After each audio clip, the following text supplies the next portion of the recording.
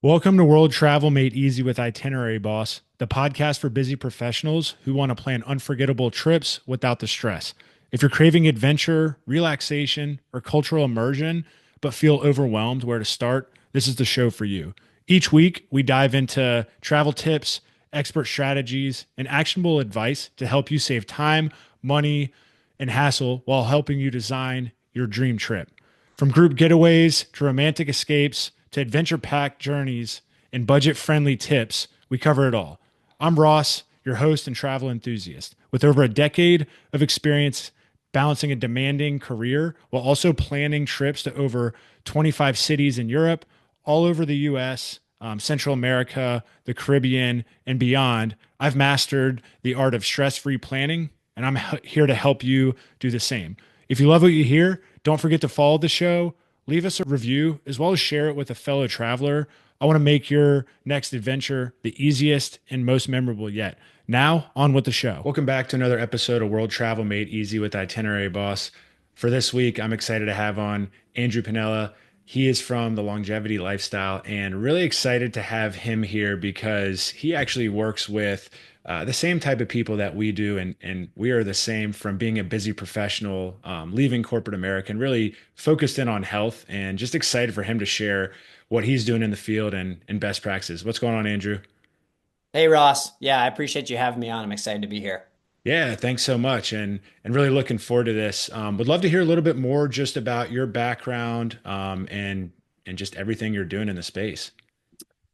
Yeah, well, we were talking just before we started recording, and so I've been in the technology and software space for over 10 years and went through my own series of health complications. I mean, when I was growing up, I was fortunate to have two very supportive, loving parents, but I grew up many days, eating Eggo waffles and Pop Tarts and Pringles, the stuff that all kids love, without realizing, obviously, as a kid, what that was doing to my body. And so I grew up with chronic sinus infections, insane allergies. I was constantly taking medications. I ended up needing sinus surgery, got my adenoids removed.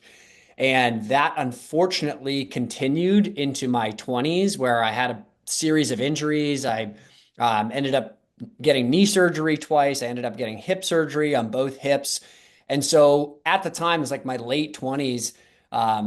It came to a head where I looked in the mirror and I was like, something is going on in my body that I don't understand, but it's not right. Something is completely off. And so that sent me on really like a 10-year journey of self-study to try and learn about the human body, everything from just biomechanics to overall physiology, hormone health, biochemistry, any topic that I felt like may hold answers was on the table. And so I just started devouring books. And this was after, I mean, during that whole process, I saw dozens of different specialists. I was constantly in the doctor's office. I spent tens of thousands of dollars just getting these surgeries and taking different medications and really feeling disenfranchised. Like I didn't feel empowered when I would leave. I had more questions than I ended up with, when I had showed up there. So, anyways, that led me to this sort of period of self-study. Ended up solving, at least for the time being, a bunch of my health challenges and really in like the best physical and mental health of my life now, and super grateful to be here.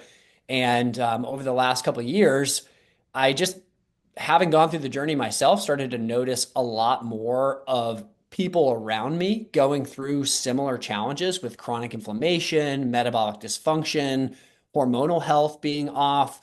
And so I was constantly being asked or offering up advice to folks that in my life, and found that there were a lot of really simple strategies and methods that really sort of just tie back to like ancestral health, better aligning our biology with the current modern environment. And so that's what led me to start coaching others and helping others. And now it's formed into a full-fledged business. And I feel just really grateful to be able to help other people achieve the best possible health and maintain that more importantly. Yeah, no, and I know when we got connected, when you told me that story, it was very inspiring, and it's always amazing to see people who asking why, and you hear and you can relate, right? You went through that your entire life, and now the fact that you're healthier than ever. You figure that out. And how we got connected was just through, I posted a random post on LinkedIn just around, how I was taking control of my health through Function Health and just posted my results and just thinking about, because we both were in corporate America. We both were in sales, traveling a lot, right? I mean, you can try to be super healthy and sometimes you can be, but there's always, right? You're sleeping in hotels, your diet isn't as good, you have client meetings where you're out sometimes late night, not getting the sleep, drinking. And I really focused on, those things and changing those habits and then taking Function Health after I had done that for a little bit and getting good results. But you found it and you reached out and you said, hey, like would love to chat. We connected. And I let you know, hey, about a year ago, I was literally I was your perfect ideal hot lead client. And that's why I wanted to bring you on because we want to help, people who are like ourselves, right, who struggle with those things, help empower them with those best practices. Absolutely. Well, there's so much information out there too. I mean, you could hear one person promoting one thing and then somebody else promoting the complete opposite thing. And so people's heads just start to spin. They get overwhelmed. They're like, where the hell do I start? Like, what's right for me? That's one of the things I love about Function Health. Not all of my clients use Function Health, but I think having resources like that, even going to your primary care physician and getting your blood work done and being able to understand what that's telling you. That's why I think Function Health's amazing because it gives you a little bit more than you would just at your Mhm. primary care doctor. But being able to have that information, the fact that we have that technology available, and all things considered, it's not that expensive to be able to sequence and look at all of these different biomarkers. It's just really cool. It gives people the ability to create more of a personalized, customized plan that fits their life. Yeah. Yeah. It's not just to check the box, hey, yeah, you're good. And then 30 years down the road, you realize you have some of these things. So it's being proactive versus reactive. And I think that's, being in healthcare, that's one challenge that I've seen for many, many years. Yep, absolutely. Yeah. But would love to hear, we talk about your path to why you were doing this. Then you were 10 years in sales. What was that turning point that just made you leave your corporate job and then just dedicate yourself to go working with high achieving, busy professionals to help them out with their health? Funny that you asked this because the first thing that pops into my head is I used to live down in Arlington, Virginia, right outside of DC. It was rated like, one of the healthiest cities in America. Who knows? I'm probably self-rated, but I used to go to the gym across the street fairly regularly, even just to sit in the sauna. Like I didn't have much time in my schedule. So anytime that I was home and I had half hour, 45 minutes, I'd try to like run across the street. I was fortunate to live across the street and I would run in there and just go sit in the sauna. And I would constantly be talking to guys about their, like, we'd just be chatting, shooting the shit, talking about health. And there was one day I started talking to this guy and he was like, can I pay you to coach me on this stuff? And that was sort of the turning point for me where I was like, yeah, sure, sure. Like, what would you be willing to pay? And we got into this conversation where, and I was just like, oh, this is a real potential career path to, work with people one on one, help them come up with their own personalized system to optimize their health and get paid for it. So that was the moment where I realized this isn't just something that I can be passionate about. I can actually make a career out of this, which to me was something that I immediately recognized that would be a very fulfilling life for me if I could be constantly working with people to help them be the healthiest possible self. That's awesome. Where in Arlington did you live and which gym? Because I lived there for 3 years. So I was right across. It used to be called, what was it, Lifetime or One Life Fitness was the name of it when I Okay. left. It was like out in Ballston, there was a mall that was just like a dump, and so Yes. they rebuilt the entire mall, and then the mall had like a. I don't even think they closed the gym. Like while they were rebuilding it, the gym was the only thing that was open, and so yeah, it was a really nice gym. I, kn- I miss that. It's been years. I know exactly where you're talking about. I went to the Golds down the street, and that's Yep. too funny. Yeah, that's small world. Yeah, I lived there for 3 years, but I agree, self-rated. I don't think everyone there's top healthiest city to live in. I don't know about Yeah. that.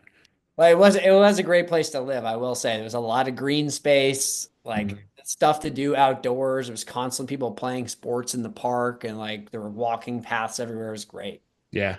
Yeah. No, I miss it. Don't miss the cost of living, but Yeah, oh, me neither. but so now, right, let's transition into, you had that first person who said, "Hey, can I pay you?" Then you started working more and more with people. Like, what are some of the main things people first come out to you with, right? Are they burned out? Are they overworked? Are they traveling? Like, what are the most common mistakes you usually see people making? Yeah, I think the biggest thing that I hear from clients or people that I talk to is struggling with consistency and feeling like they just don't have enough time in the day to be healthy. And that all comes back to the same thing. It's just not having the right system. And by all means, like everybody's completely different. So there's really no one size fits all when it comes to nutrition or exercise or recovery. I mean, obviously, sleep is probably the one thing that is the one size fits all. It's like, yeah, you should get 7, 8 hours of sleep ideally per night. But it's really, again, the lack of a system. So I have people that come to me and they're like, keep trying to set myself to get to the gym a couple times a week. I keep trying to, um, lay out this nutrition plan or this meal plan, and then I get derailed by client meetings and travel.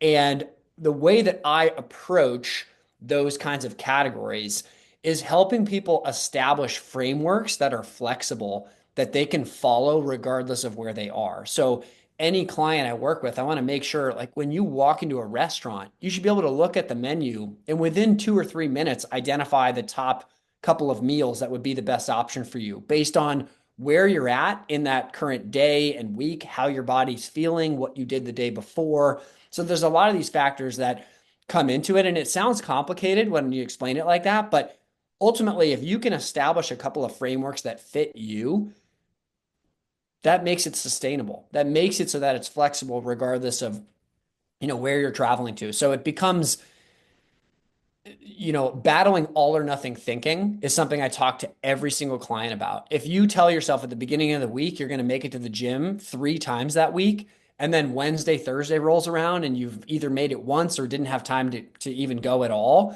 a lot of people just fall for the all or nothing thinking. They're like, you know what? I'll try again next week. As opposed to maybe your goal is to make it to the gym 3 days a week.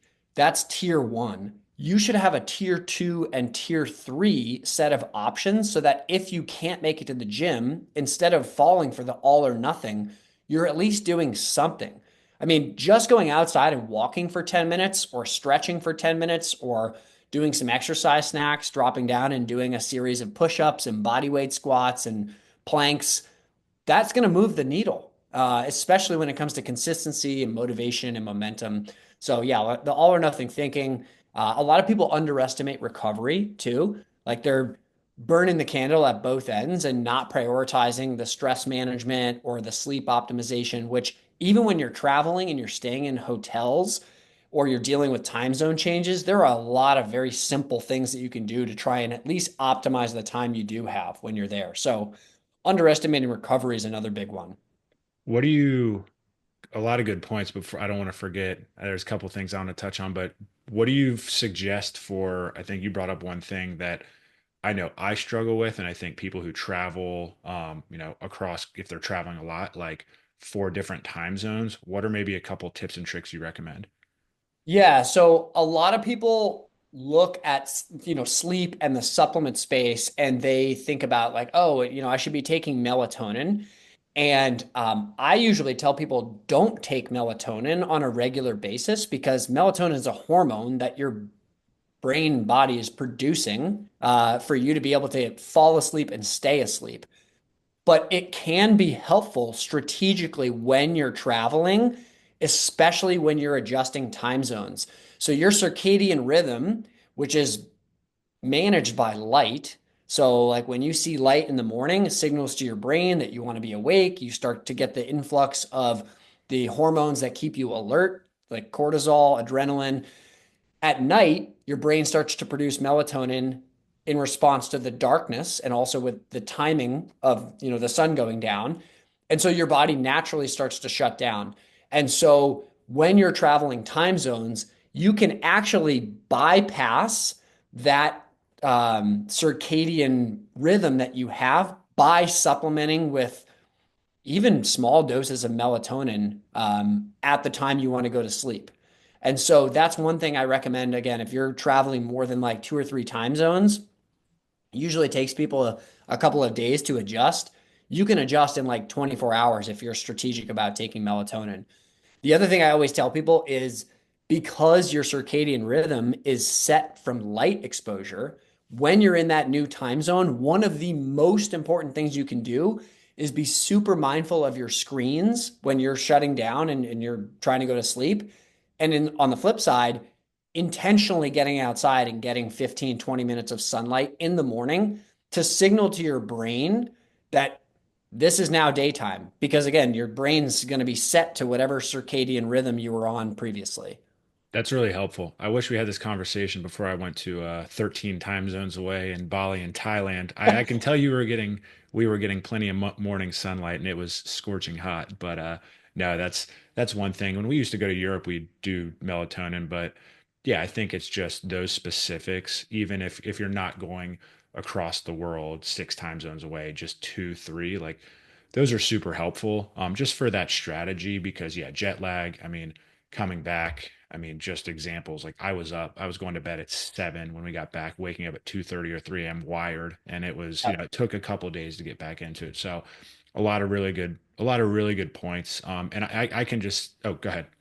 I was going to say two other things you can do to move your circadian rhythm more rapidly than you would if you just were, normal day to day, cold exposure and exercise. So those two things, like if you were to combine morning sunlight with a quick 7 to 10 minute body weight exercise circuit and then take a freezing cold shower, you're like instantly resetting your circadian rhythm. You're telling your body right away through three different triggers it is the start of the day.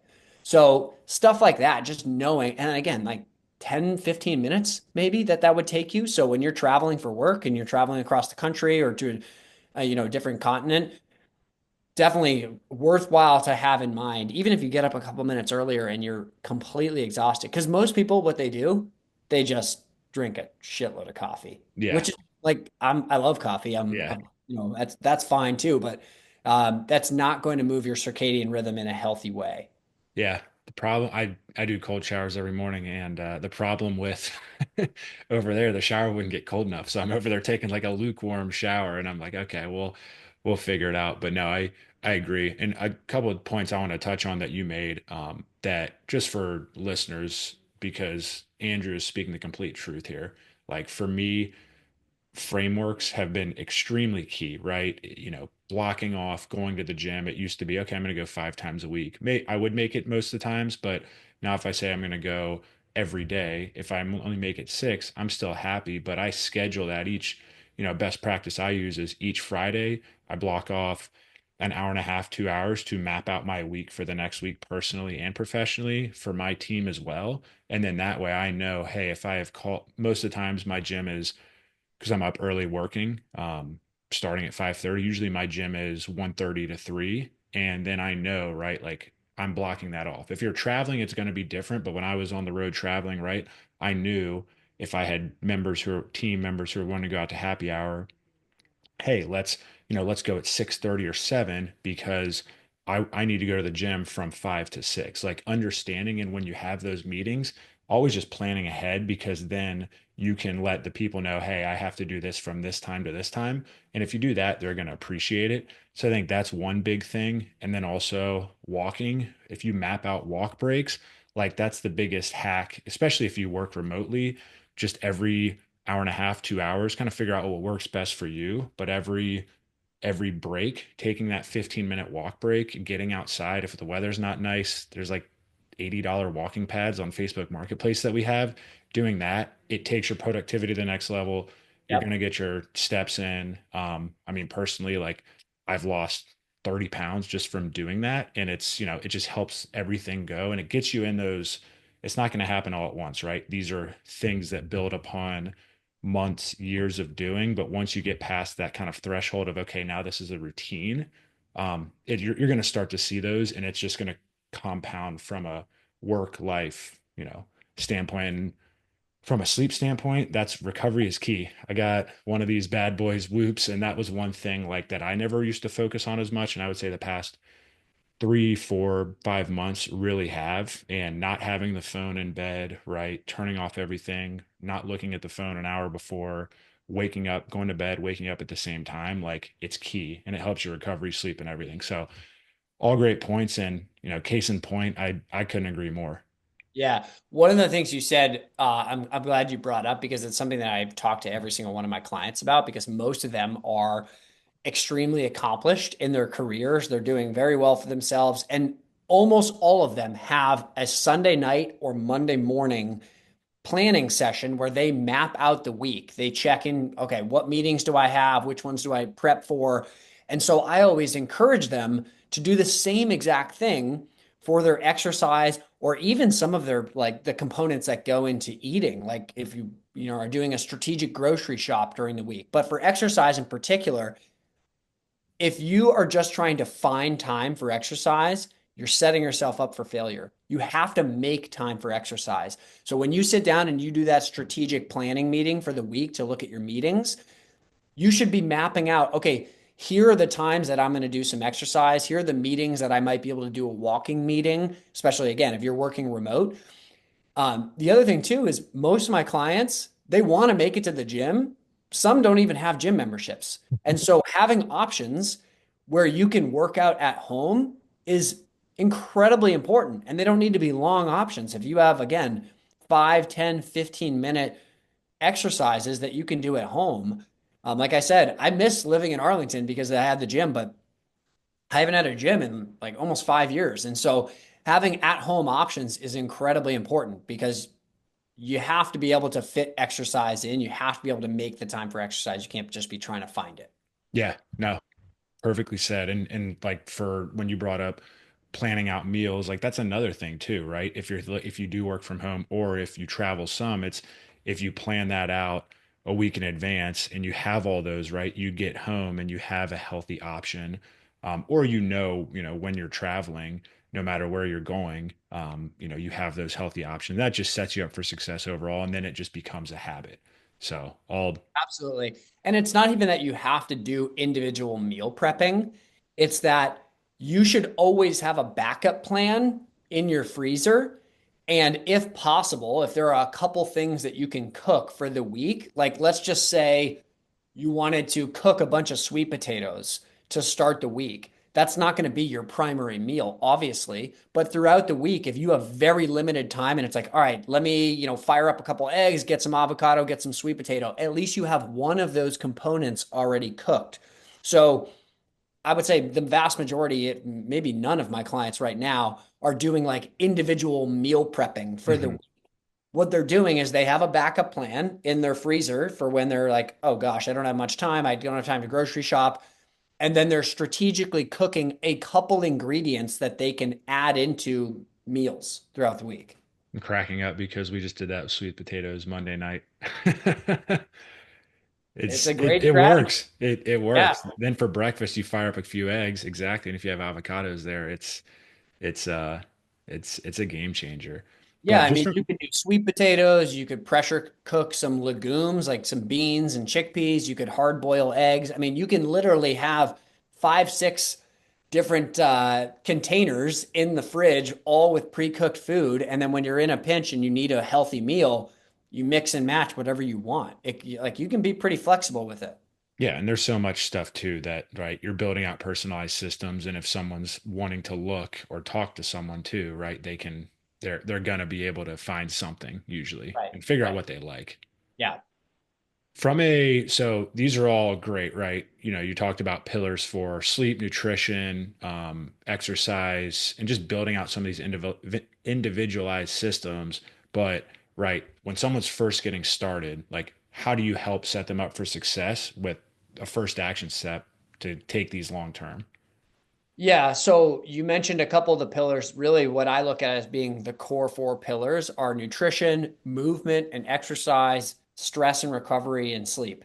And the through lines throughout that are mindset and I would say environment. So, like the people you hang out with, your job situation, your living situation. When we get started working with any client, the first thing we do is a full audit. Like, let's just tell me everything about like a given day, a given week, like what's your work schedule look like, what's your family life, your living situation. And then we go through and try to identify two or three of the most high leverage changes that they can make right off the bat that are not going to be extreme, right? Like if you tell somebody they need to overhaul their entire life, a recipe for overwhelm. So, what are the small changes we can make that are going to get the needle moving, whether it's metabolic health, whether it's motivation or energy? And usually, there's a couple of things that are fairly simple changes that just involve like scheduling changes or a little bit of planning ahead that make a big difference. Once you've established that foundation, then you can start to layer in additional habits that compound. So to answer your question more directly, I think for most clients, when we get started after that audit, it's almost always at least one or two things in nutrition and exercise, and then one or two things in the sleep recovery strategy categories. Yeah, no, I think that's a great way to start. And like you said, you don't want to, people don't want to be overwhelmed. And starting with small steps always helps. And I mean, for me personally, like that's kind of where I started. It was exercising more, then diet, then recovery and sleep. And then, you just start to build upon those and it starts to really work. And then you start to dive into even more. Yeah.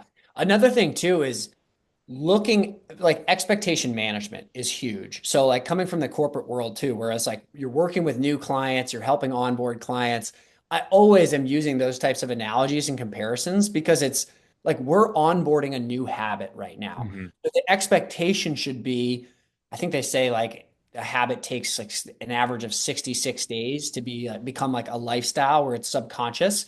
And so having that expectation before we go in allows people to understand what we're working on. Like we're onboarding this habit for the first 2 months. For some people, it's like a couple weeks and they're like, man, this is automatic now. I'm good. And so we use accountability and habit tracking and those expectations to help people understand that this is going to be a little bit more challenging potentially, like depending on the change, right? Like for some people, it's a little bit easier. But having that expectation in mind that the first couple of weeks is the onboarding of this habit can be really helpful for people. And that's really where we lean into the accountability. And I would say, like, the mental models and the mindset shifts, where it's like, okay, as long as I can get through these first couple weeks, then it's going to become more automatic. I'm not going to require as much willpower or discipline. I'm going to feel more motivated having done some of these things. And then it just gets easier. Yeah. Yeah. So your analogy is you guys have been on premise for a long time and you're moving to the cloud. And this is going to be a Exactly. Like there's going to be a couple of weeks where Yeah. you're like still trying to figure things out. Not even super, super challenging, just new, Yeah. which like changes can be challenging. So Yeah. No, for sure. And I know from personally traveling, being a road warrior from 2016 to 2020, right? Sometimes staying 4 or 5 nights in hotel rooms, flying, all over the mid-Atlantic to different meetings, getting in at different times, right? Like, luckily, I prioritized working out and tried and ate pretty healthy, but you always slip up. There's different client meetings, there's things like that. Are there practical strategies that you give people who might be those 3 to 5 nights a week on the road just so they can make sure that they're staying on track with the pillars that you just mentioned? yeah, well, I'll go back to like the initial point I made, which you have to have a plan. You have to have a system for that. You need to have frameworks that are flexible that you can rely on so that when you're going out to a client dinner, you can look at that menu and understand, okay, based on the last 24 hours, I just, traveled or I didn't get to exercise, I did these things. I know exactly what's going to be the healthiest option for me. And then from an exercise standpoint, that's where you're really relying on some of the backup plans that you should have as part of your overall exercise system.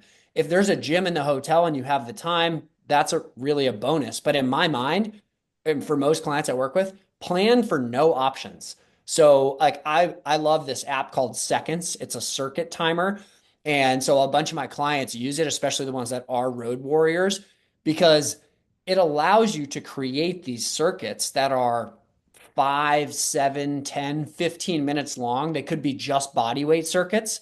And you just press play and it reads out the exercises. So you could do it right in your hotel room. And so I'll oftentimes just upload a bunch of circuits for clients so that it's very minimal lift. It's like, download this app. I'm going to send this to you. You upload it, and then you pick one based on how much time you have and press play and just do what it says. And so having a system and a strategy like that for when you're traveling, that's how you maintain the momentum and consistency. If you're trying to like get to the hotel gym, or you're trying to, you know, go to a restaurant where it's like, all healthy options, you're just setting yourself up for failure. So I kind of lean into the concept of like the anti-fragility when it comes to creating a system that's like, no matter what, you should have some options. I love that. Yeah, I hadn't heard of that app, Seconds. That's good. I'll have to share that with friends who travel. I'm pretty sure I saw a guy yesterday using that in the sauna, and he was just doing like he had a little timer down. It was beeping when he was getting done. And that's no, all really good points. And I think just from like, I'm just going back to thinking when I was traveling a lot. I mean, it was sometimes if you weren't, you pick out where you're going for healthier options, right? You're not always choosing the Italian big pasta, right? Right. Places where it's family style. And two, like a best practice, right? As you start to get more and more of a habit, is maybe looking at the menu prior and then that way telling yourself, hey, if I'm on the road and I'm going out to dinners 3 nights a week, what can I eat there, right? Maybe one night I'm mixing in fish, one night I'm doing, chicken, one night, things like that where you're then starting to understand, okay, here's how I can strategically do this. And you're kind of doing your own meal prepping on the road and just looking to see prior, right? If you know you're going to be gone when you are planning out those meetings, looking at, hey, what might be around there that are good options and just having that game plan already in place because then you're not going to revert to shit, I'm hungry. It's 3 p.m. I'm going to stop and get whatever's near me and I'm stuck where there's only fast food, right? So I think those are some strategies I used to use as I used to start to travel more and more. Yeah, well, if you're truly on the road, like you're driving, knowing the healthy options that are in the 7-Eleven and Yeah. grocery, like the small grocery stores, you can almost always find some options. Now, it may be like some canned sardines or some beef jerky or some nuts, but and so it's not like necessarily a full meal, but at least you have options. And so having, again, a plan in place is super important. The other thing that you just reminded me of, especially with client meetings, is alcohol. And everybody's a little bit different in how they view alcohol. But I find that a lot of folks I work with, they're constantly finding themselves in situations where they're like, I had to have a couple of drinks. I'm with a client. And so I try to help them reframe that. Some of them love to drink, right? So it's not so much the client, the peer pressure, for lack of a better term, being in that meeting. For some of them, it's like, yeah, at the end of the day, I was stressed. I just wanted to Yeah. have a couple beers. But for those where it is more of the like, I'm going out with a client, felt like I had to have a couple drinks. I just try to remind them that like nobody cares if you don't drink. And I feel like not enough people say that. Like nobody cares if you go out and you order a seltzer with a lime. Like they're not thinking twice about that. And if they ask you about it, then you're just like, yeah, man, I'm not feeling drinking today. And Yeah. then you move on. Like there's not a big deal. I think far too many people are living in their heads too much, Yeah. thinking, like, well, what's this person thinking about me? I don't want to come off the wrong way. Who cares? Do what's right for you. And if that's not drinking, or if it's limiting yourself to one beer or two beers, then do that. So that's a big thing. And for those that do love to drink, I think giving yourself an expectation in advance. So if you're going out with a client and you're finding that you're having like 4, 5, 6 beers and setting yourself back a couple of days from like an overall nutrition and exercise standpoint, overall energy, um, giving yourself a expectation or a plan in advance that like you're gonna stick to 2 or 3 drinks. I think that tends to be helpful as well, especially when you break it down from a calorie standpoint and you Yeah. sort of compare it and you're like, well, if you're doing this and you're going on 4 client meetings, this is what that's looking like as far as average drinks per day or per week. And I think sometimes that number can be a little eye-opening for people that are like, oh shit, yeah, no wonder my metabolic health is off. Like I'm averaging a drink and a half per day, even though it's only on a couple days per month. Yeah. Yeah. No, I mean, I've seen it all, right? Where, and that's just during the week. Then people get home and it's like, then you add that on top of it. But no, I agree. A lot of the times no one's going to care, right? And that's what you usually come to realize when you aren't doing it as much. And I mean, nowadays there's a lot of different options too out there where there's NAs where you can get like athletic brewing. They actually have, if I like the taste of beer if on a Friday, like when we weren't drinking for we tried to do it. We did like a full month, and I think it was after October into Thanksgiving where we weren't, and like got athletic brews, and they actually are pretty good. And they're Yeah. and they taste like if you like the taste of IPAs or you take like the taste of certain beers, like those are at home options where yeah, there's 60 or 70 calories, but usually when you have one, you're not like okay, I'm gonna go pound six. It's Right. more it's more Yeah. just having a casual one. So those are other options, and they have those in if you're worried about what people think, just ask them to put it in a glass and no one's going to notice. They're not going to taste your beer and be like, oh, does this have alcohol in it? Yeah. Nobody cares. Yeah. Yeah. That's really, I think, what it comes down to. Nobody cares if you drink or if you're drinking or you're not. And if they do care, then that's their problem. They're Yeah. wasting their mental energy on that, not yours. Yeah. No, no, exactly.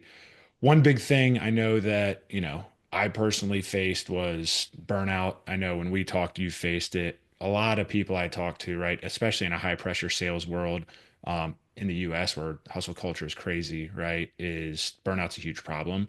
How do you feel? And I want to switch it because, we talk to a lot of people are trying to travel, right? That's how we help, and that's kind of how this has come about for me was just traveling more and more and kind of realizing that compound over many of years. But how do you feel like planning that out, planning intentional travel, or just getting outside the daily routines can help with just better overall health? Yeah, I'm glad you asked this question because I have time set aside every morning to study. And so in my study this morning, I came across two interesting studies that looked at very large populations. It was over 400,000, both men and women, two separate studies. And they found that for both men and women, those that took two vacations a year they had like half the risk for cardiovascular disease and all cause mortality. Now, obviously, like correlation's not causation, right? But still an interesting data point that people that gave themselves some like structured time for recovery during the year actually reduce their risk of cardiovascular disease and other causes of death. So I think that just speaks to the importance of stress management and recovery and sleep. Again, that's one of the things that I find that a lot of guys or women that I work with overlook as a component to their metabolic health, their hormonal health. Another thing, this is like one of my um, favorite sort of components to longevity, but there's a lot of research behind this, is the concept of play. So, laughter, playing games. I think it is so important that you're making time for just being present and enjoying something that's funny or something that's mentally stimulating, that's allowing you to connect with people. Like one of my biggest hobbies is board games. I just love sitting down with friends. We end up becoming closer friends because we're just shooting the shit, we're talking, we're getting to know one another while we're also playing some like mental stimulate. We have mental stimulation right there. And so I think laughing and playing and allowing yourself to have some unstructured recovery and relaxation time is an underrated component to longevity. So when people are feeling really burnt out, usually my first suggestion is taking a day off. Hmm. Or really like when was the last vacation you took? And now that I just came across these studies, I'm definitely going to reference that for clients because I think that's kind of a slap in the face where it's like, listen, if you haven't taken a vacation in 2, 3 years, you're setting yourself up for a higher risk of cardiovascular disease or all cause mortality based on these studies. And so do with that information what you will, but sounds to me like you deserve a couple days off to relax, read a book, hang out with family, play some games, and laugh. Yeah. Well, you got me. We have a Friday night date night, hibachi board game night. So you got me jacked up about that. And yeah, I mean, if there's people, right? If I think that's the biggest thing I would hear from people is they'd have their health issues because it's like, oh, I haven't taken a vacation all year. Why? Oh, well, I don't know. We just, we got too busy, or I'm too busy at work. I don't want to take time off.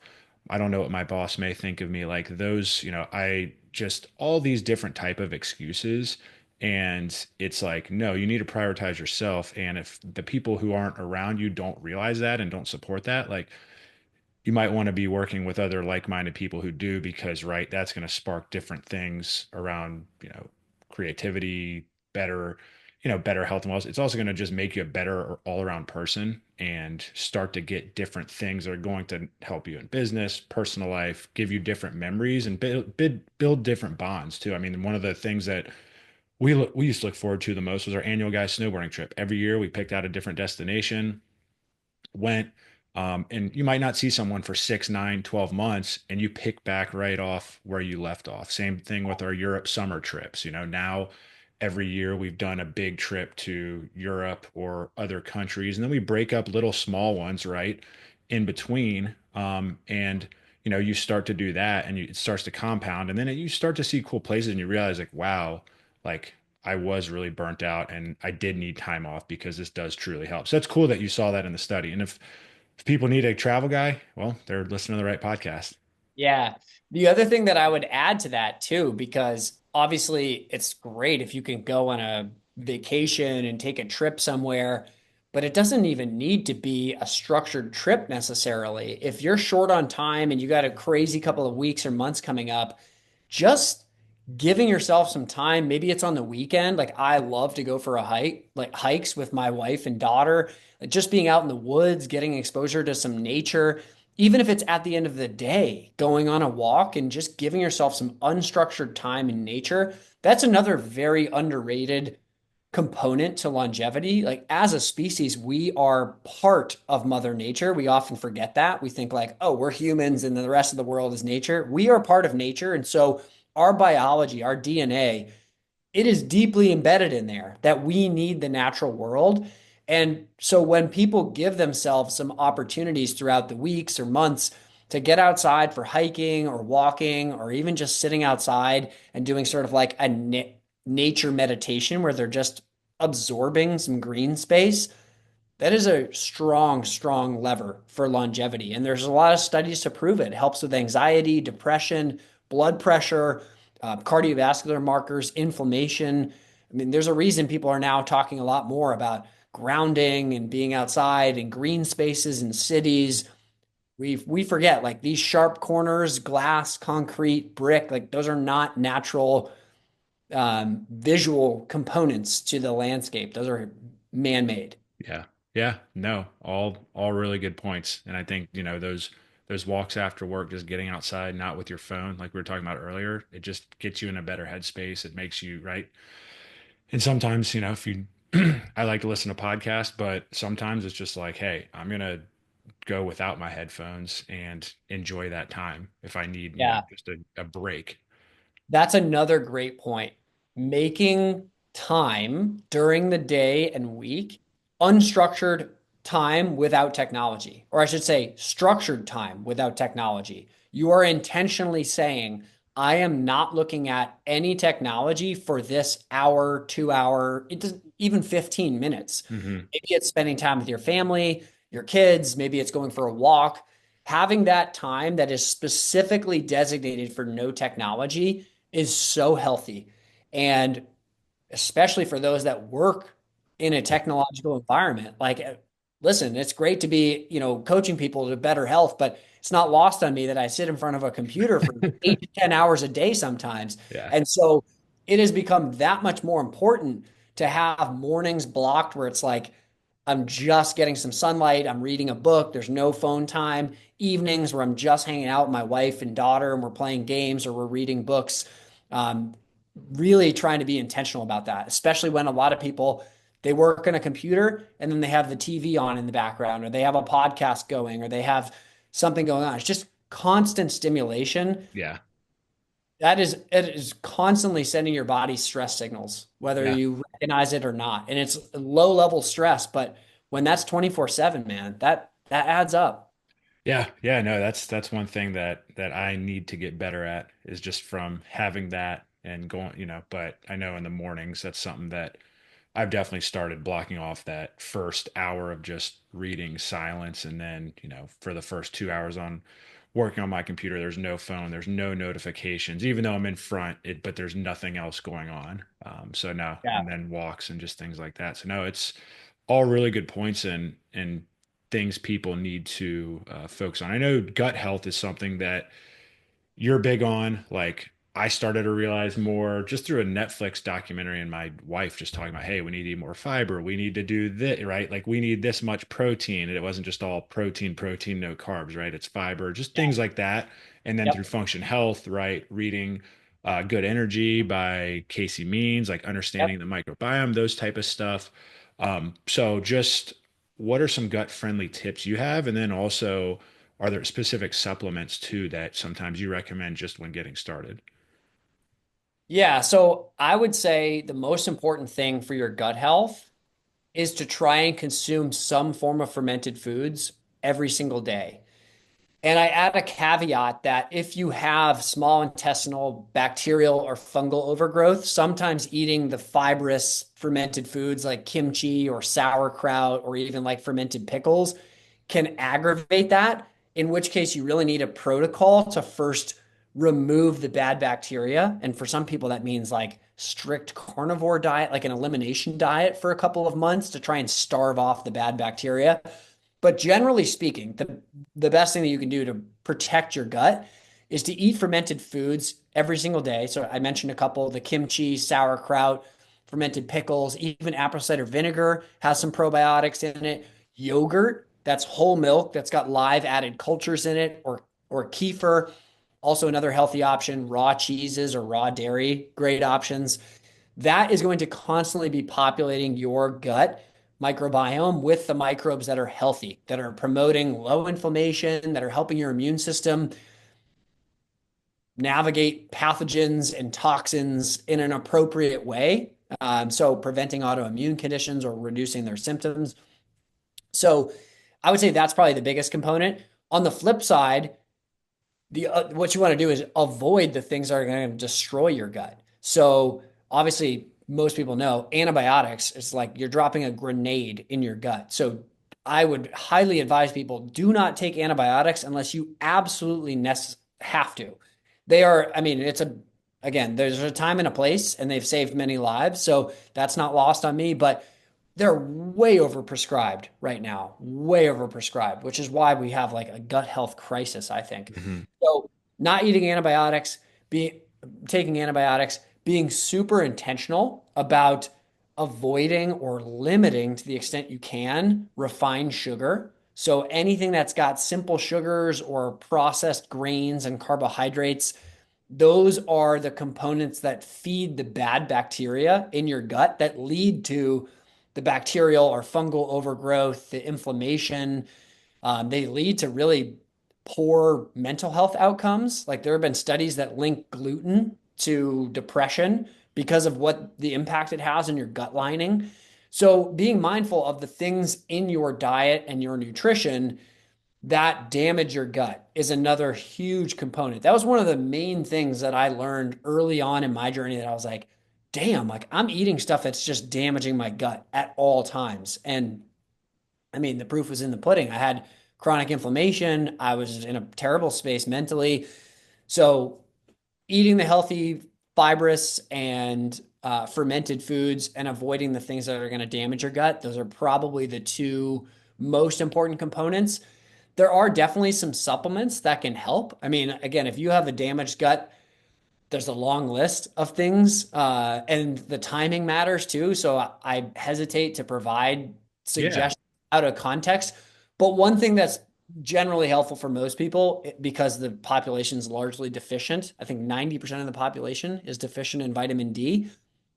Vitamin D supplement, D3 plus K2, Hmm. because vitamin D, it's a hormone. It's necessary for tons and tons of different functions in your body, but one of them is your gut motility. So making sure that within your small intestine, you're absorbing foods and you're also moving foods through your system. So if you're dealing with constipation and you're low in vitamin D, that could be playing a role.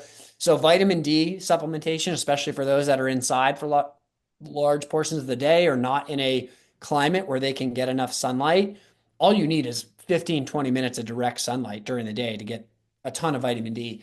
So vitamin D is a good one. Um, I think being really strategic with anti-inflammatory compounds like the root vegetables like turmeric and ginger, cumin's another good one, can really help with reducing the inflammation taking place in your gut so that your body can heal the gut lining. So those are and herbs and spices. I'm a huge fan of anything that grows in the ground in moderation, obviously, Yeah. but those things can be really helpful if you have a gut that is inflamed, especially because a lot of them are antimicrobial, so they're antibiotics, antifungal. Garlic is really good for gut health for that Yeah. reason as well. But again, each of these requires some context because if you Yeah. do have an overgrowth, sometimes these things can make it worse, or you start to kill off the overgrowth and you get sort of the toxin overload in your body. So you feel exhausted, you have fatigue, you get brain fog. Yeah. So everybody's unique when it comes to your gut. I like the analogy that your gut is like a garden. And if you have overgrowth and the garden is filled with weeds, you can't just expect to like sprinkle seeds in there Hmm. and like the garden's going to grow into this beautiful garden. You need to be really strategic about ripping out the weeds, so, tilling the soil, replanting, watering, and then you'll have a beautiful garden. But Yeah. it definitely takes some intentionality. That's one of the things I find is very common with clients is they're having some gut dysbiosis. And so based on where they're at, we come up with a plan to help them do exactly that. Yeah, no, that's perfect. And when you mentioned, not every supplement is going to be different for different people, and it's not a one size fits all, right? That's where you can help people, right, who are having those challenges. And that's why I wanted to ask that question because it isn't, hey, go take this, this, and this. And there's, like you said, on the front end of the episode and show is there's so much online that people are so overwhelmed and it's not a all or nothing. It's a, okay, you need to kind of break it down into simple steps. And all those points are really good. And I want to hit you with two final questions, just quick hitters. Yeah. So some people who are, they're high performers, they feel stuck. They don't really like their job. Like, how do you coach them just to make sure they align their career decisions with what they're looking for in their overall health and life satisfaction? Yeah, so I have a couple clients that I've worked with and also just like friends and family that I've talked to about this topic. And there's two resources that I come back to. The first is the I think it's pronounced ikigai. It's like an ancient, I think it's Japanese concept that basically has four pillars to it. And it's an exercise where you go through and you basically outline what you love, then you outline things you think that the world needs, things that you think you can be paid for, and things that you're really good at. And you basically create this Venn diagram where you try and hone in on, like, okay, what is the thing that checks all of those boxes? And maybe that's the thing that I should be moving towards as far as how I spend my time for my career or my professional life. So that is one exercise I find to be really helpful. For folks that I've talked to in my life that are younger, I always recommend to them. There's I think it's Cal Newport's book. What was the name of the book? He's got a really good book on the topic of like passion beats or skills beat passion. Now I'm forgetting.